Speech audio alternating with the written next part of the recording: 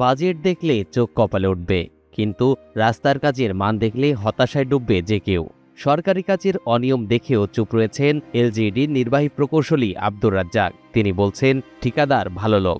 ভাদালিয়া থেকে বল্লভপুর যে রাস্তা 6 কিলোমিটার রাস্তা, গত বছর আমরা প্রায় 3.5 কিলোমিটার রাস্তা আহ, পাকা করা হয়েছে। এই রাস্তার আগে পরে ওইটা টেন্ডার হয়েছে, ওটা অলরেডি আমাদের কাটিং হয়ে গেছে। এইখানে কিছু জায়গায় কিছু গাছ ছিল, গাছ থাকার কারণে এই কাজটা আমরা গাছ কাটার জটিলতা করে প্রায় 1.5 বছর বা 2 বছর যাবত এই কাজটা আমরা করতে পারছিলাম না।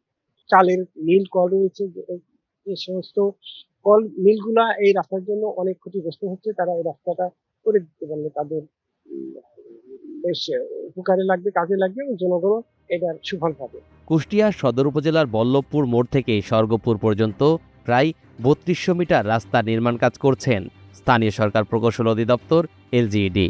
বাস্তবায়নে ঠিকাদারি প্রতিষ্ঠান লরিন এন্টারপ্রাইজ। আর এই রাস্তার জন্য বরাদ্দ 3,46,00,000 টাকা। কিন্তু অভিযোগ উঠেছে, শুরু থেকেই নির্মাণ কাজে চলছে ব্যাপক অনিয়ম। রাস্তায় বসানো হচ্ছে নিম্নমানের 2 নম্বর ও 3 নম্বর ইট, ব্যবহার করা হচ্ছে নিম্নমানের খোয়া। এই তো সব 2 নম্বর, 3 নম্বর, 2 নম্বর, 1 নম্বর খুব কম। বলতেছে ফিনিশিং এর জন্য এই 3 নম্বর ইটটা ব্যবহার করছে, কিন্তু 3 নম্বর ইটটা যদি এইভাবে যদি ব্যবহার করে তাহলে তো রাস্তা টেকসই হবে না। তাহলে এত কোটি টাকা বাজেটে যে রাস্তাটা, এটা কি টেকসই হবে? কখনোই হবে না। ঠিকাদারের লোক নিজেই বলছেন 2 নম্বর ইট দিয়ে বানানো হচ্ছে, তাহলে বোঝাই যায় ভেজালে সয়লাভ। এখানে 2 নম্বর ইট দিয়ে কাজ চলছে, এখানে ভালো মন্দ দিয়ে কাজ আছে, নিম্নমান না। নিম্নমান বলতে এখন কোনটা বোঝাচ্ছেন আমি বুঝতে পারছি না। আর উপরে যেটা চলছে সেটা একটু নরমিটা আছে হালকা। এরই মধ্যে সবচেয়ে বিস্ময়ের বিষয়, রাস্তার মাঝখানে রেখে দেওয়া হয়েছে অর্ধশতাধিক বিশাল গাছ। স্থানীয়রা বলছেন, এটা শুধু পরিকল্পনার ঘাটতি নয়, বরং দুর্ঘটনার ফাঁদ তৈরি হচ্ছে। এই গাছ করা 100 বার খারাপ আছে, গাছ এখান থেকে কাটি ফসা করে দিই, 2 দিন মানে নষ্ট হয়ে যাবে না?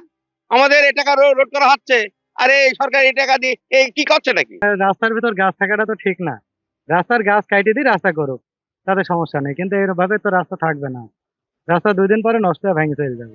সরকারি অর্থে গড়া অবকাঠামোতে মান ও দীর্ঘস্থায়িতার নিশ্চয়তা থাকা জরুরি, কিন্তু এই প্রকল্পে বারবার প্রশ্ন উঠছে মান, পরিকল্পনা ও জনস্বার্থ নিয়ে।